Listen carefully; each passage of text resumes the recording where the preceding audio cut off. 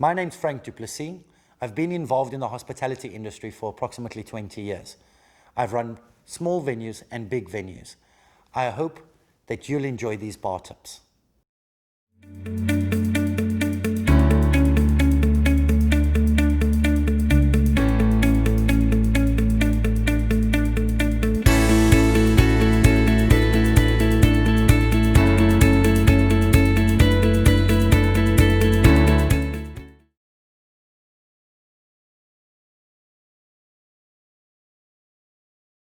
It's important to know what you're selling because a lack of product knowledge looks unprofessional.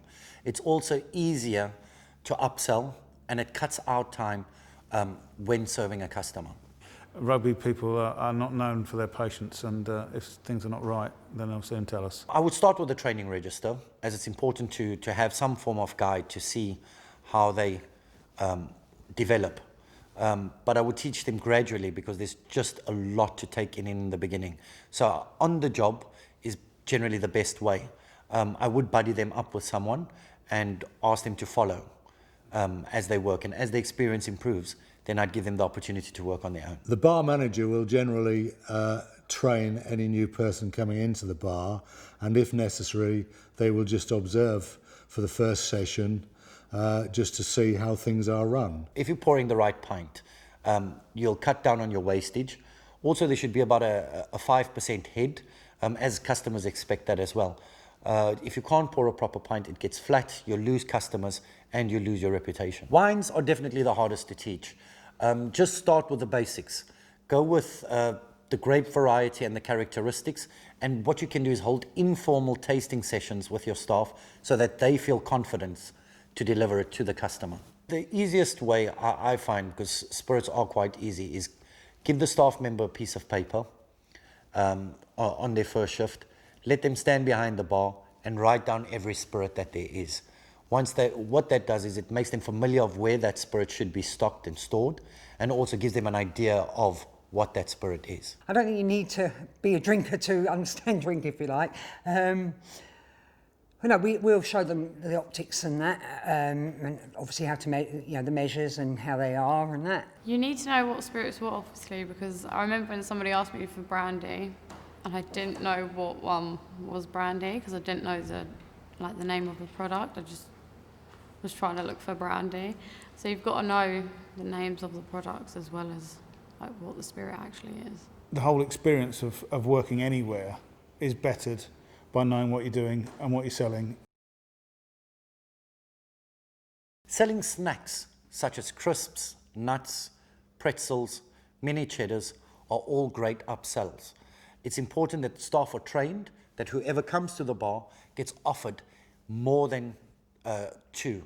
People will generally pick one up if they get offered more than two. Obviously, when they're serving drinks, we ask them to remind them, would you like peanuts or anything to go with that? You need to obviously make sure you've got soft drinks because you have children coming in, you have people that don't drink alcohol and people that drive. So always got to make sure you've got your soft drinks, and you get a lot of money from the soft drinks because there's a lot more people than you actually think that don't want to drink the alcohol when they come here. So serve lattes, cappuccinos, and herbal teas, as some people don't like caffeine.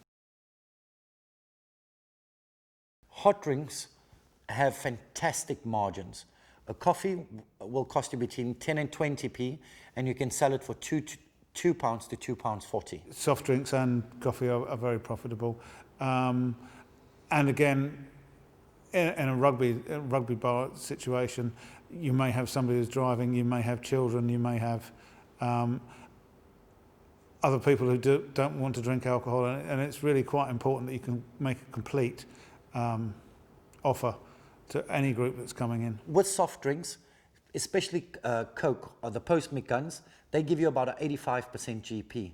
So a great way to push up your overall GP is by serving those type of drinks. Real ale has a very low GP. You're looking at about 49 to 55%.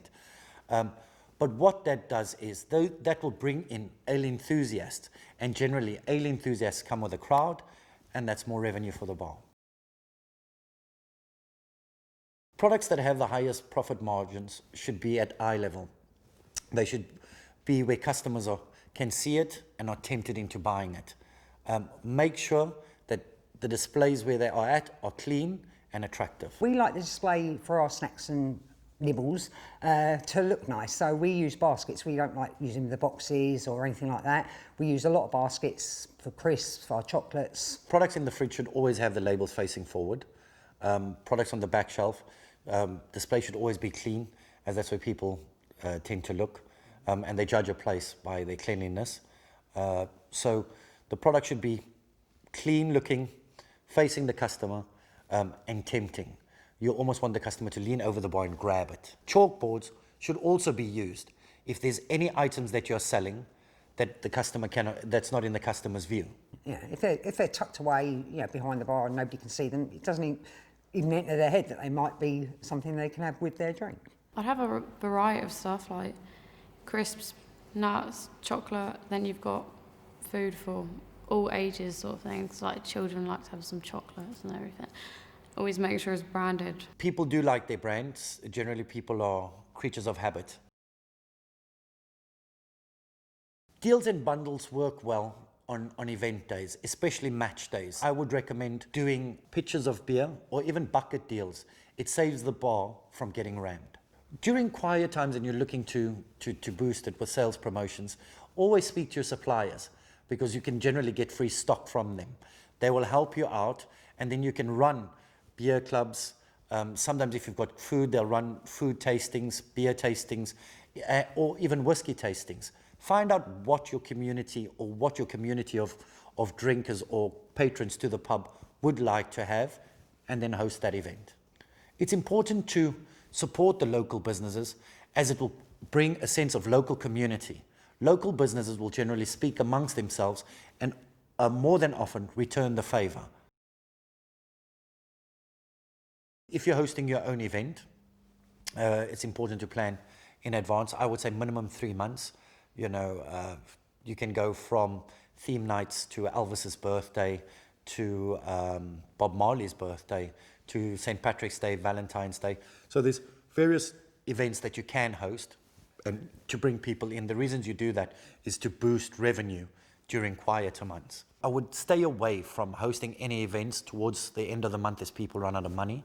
I would also look at not doing it during August, as it's a lot of school holidays and people have gone away for the summer. We have posters up around the hall. We've got most people talking about it, so there's a bit of both word of mouth and the posters. Plan events that's going to bring your local community or your local club together. So get the players involved, staff involved, supporters involved.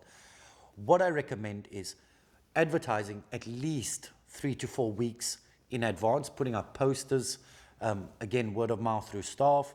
If you really want, you can put an ad in your local paper. But one of the best free ways of doing it is through Twitter and Facebook.